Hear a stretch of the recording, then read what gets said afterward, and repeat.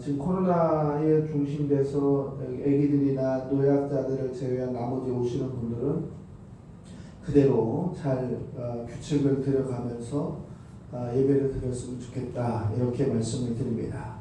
오늘 디모데전서 1장의 말씀을 통해서 나에게 능 주셔서, 성경은 능 주셔서라고 되어 있는데 이 말은 나에게 능력 주셔서라는 말이에요. 누가 내뱉고 고백한 말이냐면 사도 바울이에요. 나에게 능을 주셨던 그리스도 예수라고 이렇게 고백을 했고, 13절에 보면 내가 전에는 비방자요 박해자요 폭행자였으나 도리어 긍휼을 입은 것은 내가 믿지 아니할 때에 알지 못하고 행하였다. 그래요. 사도 바울이 예수를 알기 전에 내가 비방했고 폭행했고 그리고 죄를 지었던 것을 내가 회개한다라는 거예요. 바울을 통해서 교회의 핍박이 얼마나 심했는가 성경을 보면 능히 우리가 볼 수가 있습니다. 핍박과 또 그 사람들에 대한 생명의 거둠가들을 주저하지 않았던 바울을 통해서 하나님은 은혜를 주시고 그를 돌이키게 하셔서 구제불능의 사람임에도 불구하고 복음을 전할 수 있도록 회심을 시켰다. 그러한 자신이 하나님의 말씀을 전하고 예수를 전하는 증인이 된 것은 하나님의 능력이라, 이렇게 바울은 고백하고 있는 거예요. 바울의 과거의 모습보다 지금 우리의 모습이 얼마나 더 자유로운가라는 거예요. 그러면 바울을 그렇게 변화시키고 능력 주셨던 하나님께서 그 바울을 통해서 감사하게 했던 내용들을 우리에게 지금 주시고 우리에게도 그 능력을 주시기를 소망한다라는 거예요. 이 능력, 교회에서 성경에서 이야기하는 능력은 두나미스라고 하는 거예요. 그래서 하나님이 주시는 능력, 하나님이 주시는 힘, 하나님이 주시는 권세, 이것을 가지고 세상에 나아가서 우리가 살아간다라는 거예요. 오늘 나에게 능력을 주신 것은 무엇을 주셨느냐? 첫 번째로 보면 능력 주셔서, 권세 주셔서, 힘 주셔서 복음을 전하게 하셨다라는 거예요. 7절의 말씀해 보니까 이 교훈은 내게 맡겨진 바 복되신 하나님의 영광의 복음이라. 내게 능력을 주셔서 하나님이 제일 먼저 사용하게 하는 것이 건강을 또 물질을 또 그것을 통해서 하나님의 영광을 돌리는 것이 아니라 복음을 선포할 수 있도록 나를 회심시켰다라는 거예요. 복음이에요. 하나님의 말씀을 전하는 일, 하나님의 말씀에 순복하게 하는 일, 하나님의 말씀대로 살면서 그 삶의 열매를 많은 사람들이 따라가게 할 수 있는 일, 그 일을 하기 위해서 하나님이 내게 능력 주셨다라는 거예요. 사랑하는 성도 여러분, 하나님이 여러분에게 능력을 주실 때 제일 먼저 주시는 능력이 무엇인가? 복음을 전할 수 있는 능력을 주셨다라는 거예요. 복음을 전할 때에 여러분의 입술에서 능력이 나타나고 여러분의 삶 속에서 능력이 나타난다라는 거예요. 그 능력 있게 하신 것을 감사했어요.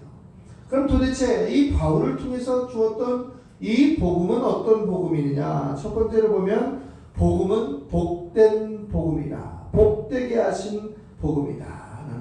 이 복음 자체가 하나님이 우리에게 주신 복의 기준이다라는 거예요. 복음은 예수 그리스도요, 예수 그리스도는 말씀이요, 말씀은 영생이라는 거예요. 복되신 하나님의 자녀가 되는 기준을 우리에게 허락하신 것을 감사하고 전했던 바울의 모습이 저와 여러분의 모습이 되어야 될 줄로 믿습니다.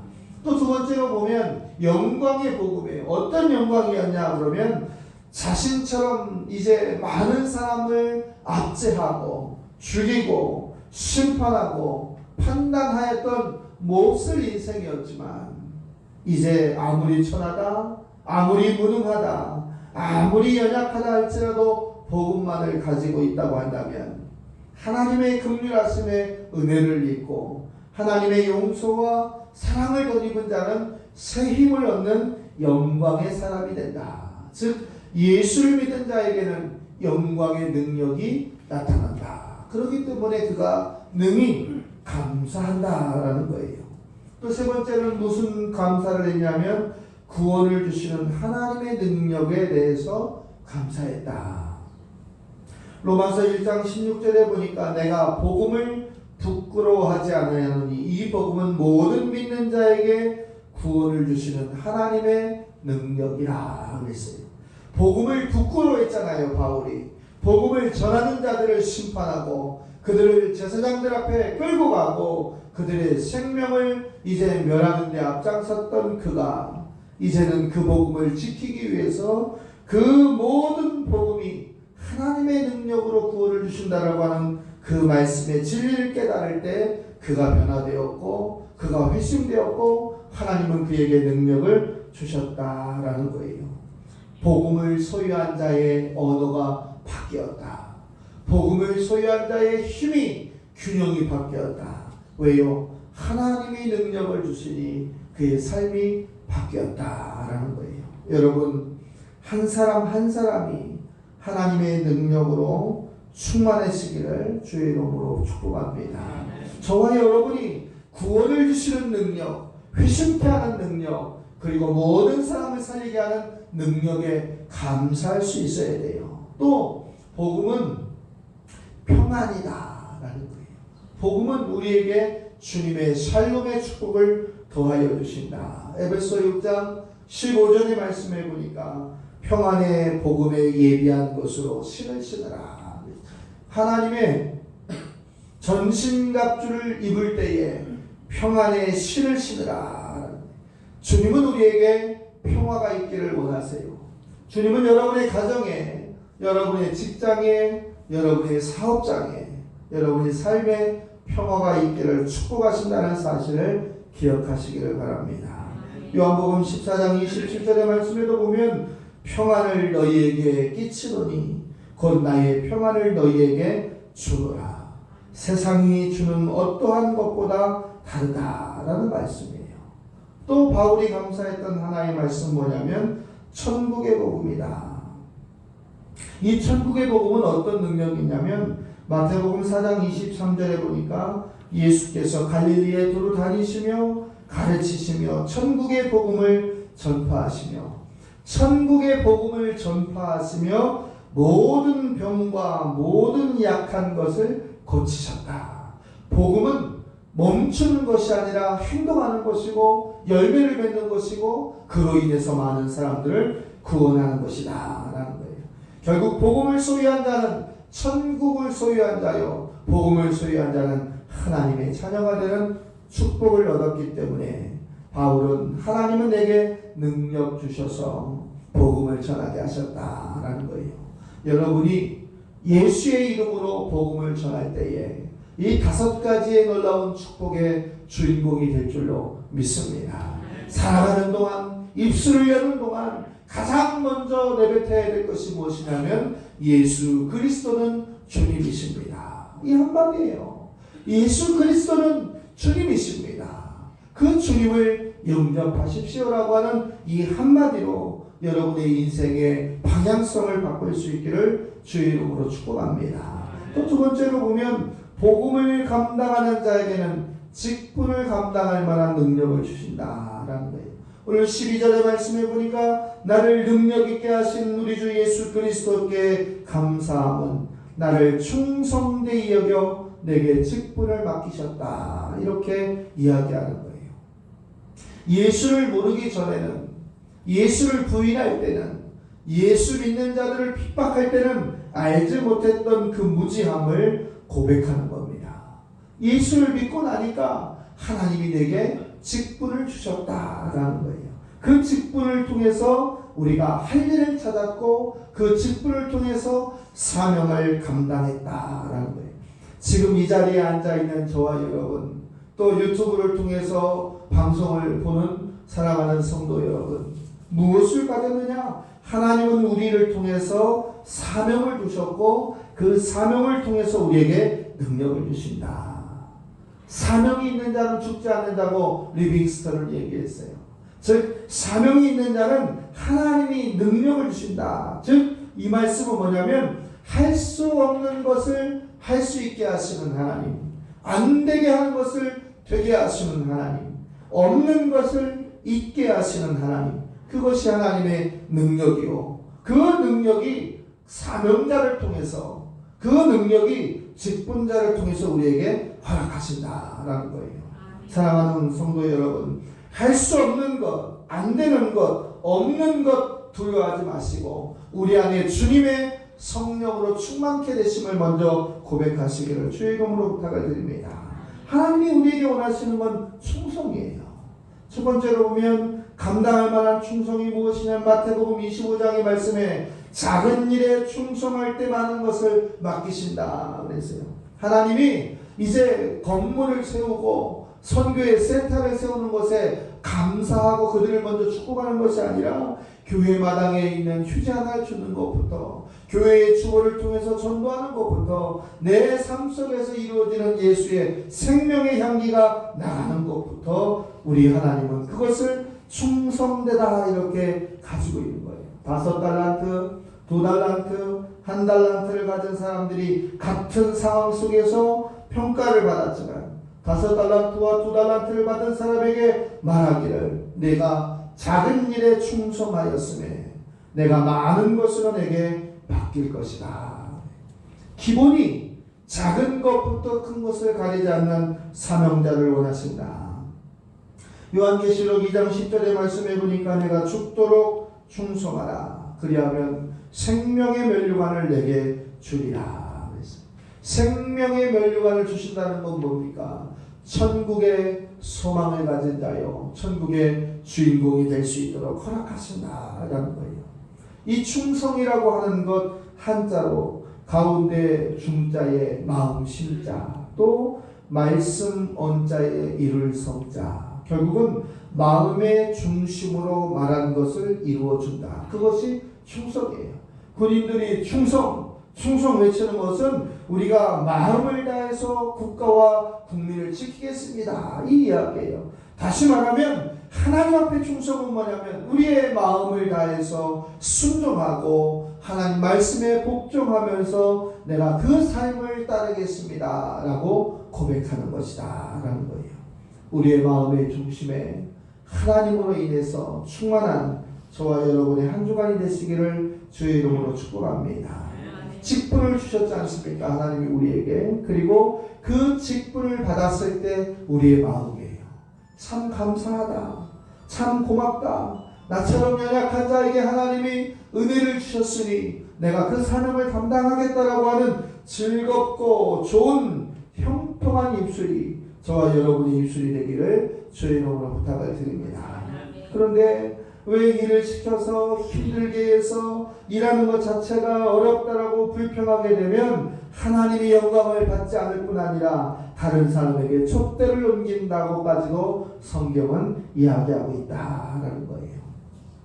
예수 믿는 사람은 원망하고 불평하고 교만하면 안 된다라고 하는 충성에 반대되는 말씀으로 우리에게 경계하신다라는 거예요. 예레미야 48장 10절의 말씀에도 보면 여호와의 일을 게을리하는 자는 저주를 받을 것이라 이렇게 말씀하고 있어요. 하나님의 일에 충성된 자가 축복의 통로이다 라는 거예요. 오늘 내게 주신 직분이 집사요, 권사요, 안수집사요, 장로요, 목사로서 나눌 수는 있지만 그 안에서 하나님의 주신 사명을 감당하는 것이 충성이라 라는 거예요. 말씀이 있는 자는 말씀을 행하고 말씀을 행함으로써 말씀의 귀한 열매를 맺는 것, 그것이 충성이라는 거예요. 이 이야기를 한 줄로 요약하자면 경건의 모양이 있는 자가 아니라 경건의 능력 있는 자가 되라라는 거예요. 사랑하는 성도 여러분, 여러분에게 경건의 능력이 충만해서, 복음의 능력이 충만해서, 예수의 십자가의 권세가 충만해서 예비하신 모든 것을 받을 수 있는 큰 믿음의 그릇이 되기를 주의 이름으로 축복합니다. 마지막으로 하나를 더 보면, 이 바울은 내게 능력 주셔서 내가 믿음의 삶을 능히 감당하게 하셨으니 감사합니다 라고 고백을 했어요. 오늘 14절의 말씀을 이제 보면 우리 주 그리스도 예수 안에 있는 믿음과 사랑과 함께 넘치도록 풍성케 하셨다. 즉 뭐냐면 우리 주님께서 나에게 은혜를 넘치게 부어주셔서 예수 안에서 얻을 수 있는 믿음과 사랑을 누리게 하셨다. 누리게 하셨다라는 거예요. 믿음의 사람은 그러기 때문에 결단코 그 결심을 서원을 포기하면 안 된다. 하나님은 우리가 서원한 모든 것을 누리게 하신다. 그러니까 우리의 믿음이 부족하니까 우리의 믿음을 채워주소서라고 기도를 드려야 된다라는 거예요. 하나님, 내게 믿음의 능력을 더하여 주옵소서. 내게 믿음을 더하여 주셔서 사명 감당하게 하옵소서. 내게 믿음을 더하여 주셔서 모든 일을 포용할 수 있는 복음의 증인이 되게 하옵소서라고 기도해야 된다는 거예요. 누가복음 17장에 보면 예수님의 제자들이 이렇게 고백을 해요. 우리에게 믿음을 더하소서. 우리에게 믿음을 더하소서. 이 이야기는 뭐냐면 예수님이 먼저 얘기를 해요. 뭐라고 얘기하냐면 죄 짓는 일을 사람들이 안 할 수는 없다. 그러나 죄 짓는 일을 하는 자는 반드시 화가 있다. 이렇게 얘기해요. 죄 짓는 일은 사람들이 안 할 수가 없다. 그런데 죄를 짓는 자는 반드시 화가 있다. 또 2절의 말씀에 뭐라고 얘기하냐면 죄를 짓게 하는 것은 차라리 연자맷돌을 메고 바다에 뛰어들어가는 것이 나은 것이다. 이렇게 예수님은 강하게 죄에 대해서 경계의 선을 그세요. 그런데 또 3절과 4절은 이렇게 얘기해요. 죄를 짓고 있는 자를 꾸짖어라. 죄에 멈춰 있는 자를 꾸짖어라. 돌이키라는 얘기예요. 그러나 회개하는 자는 용서하라. 죄를 짓는 자는 꾸짖어서 멈추게 하되 잘못했다고 하나님 앞에 고백하는 자는 용서하라. 근데 몇 번을 하라고 이렇게 그가 7번 죄를 짓고 7번 회개하더라도 너는 용서하라. 이것이 이제 누가복음 17장에 있는 말씀이에요. 누가복음 17장은 7번 죄를 짓고 7번 회개하더라도 넌 용서하라. 인간의 감정과 상황으로는 해결할 수 없는 이야기를 하고 있지만 뭐라고 얘기하냐면 제자들은 우리에게 그러한 것을 감당할 만한 믿음을 주옵소서. 이렇게 얘기해요. 우리의 상황은 하루에도 7번 죄를 짓고 7번을 용서해달라고 하는 사람이 우리의 가운데 나오고 있어요. 우리의 상황과 현실 가운데 있어요. 그런데 우리는 그것을 감당할 수가 없어요. 그러니까 뭐라고 기도하냐면 우리에게 이것을 감당할 만한 믿음을 주옵소서. 믿음이 약합니다. 믿음이 식어졌습니다. 믿음이 희미합니다라고 얘기하지 말고 믿음을 더하여 주셔서 그것을 감당할 만한 능력을 주옵소서라고 기도하는 거예요. 누가복음 22장에도 보면 내가 너희를 위하여 너희의 믿음이 떨어지지 않기를 기도하오니 이랬어요. 너희의 믿음이 떨어지지 않기를 기도하오니. 자, 결국은 뭐예요? 하나님께서 믿음의 역사를 통해서 구원을 이루는 거예요.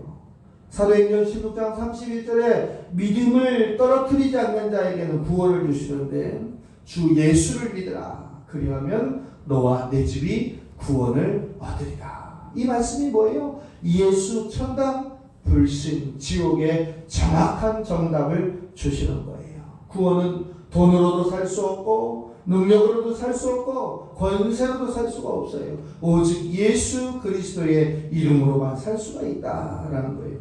두 번째로 보면 믿음의 소유자가 되어야 됩니다. 히브리서 11장 1절의 말씀에 보면 믿음은 바라는 것들의 실상이라. 바라는 것들의 실상이 믿음이요. 그 믿음을 완성시키는 것이 하나님의 능력이라는 사실이에요. 또 세 번째로 보면 믿음은 응답받게 하신다. 믿음은 바라는 것들의 실상이지만 응답으로 연락을 주신다. 마가복음 11장 24절에 보면 무엇이든지 기도하고 구하는 것은 믿음 안에서 구하고 결심한 것은 받은 줄로 믿으라. 그리하면 너희에게 그대로 되리라. 결국은 뭐의 문제가 있냐면 하나님께 문제가 있거나 상황에 문제가 있는 것이 아니라 나와 하나님과의 관계의 믿음의 문제가 문제 해결의 키다라는 것을 이야기하고 있어요.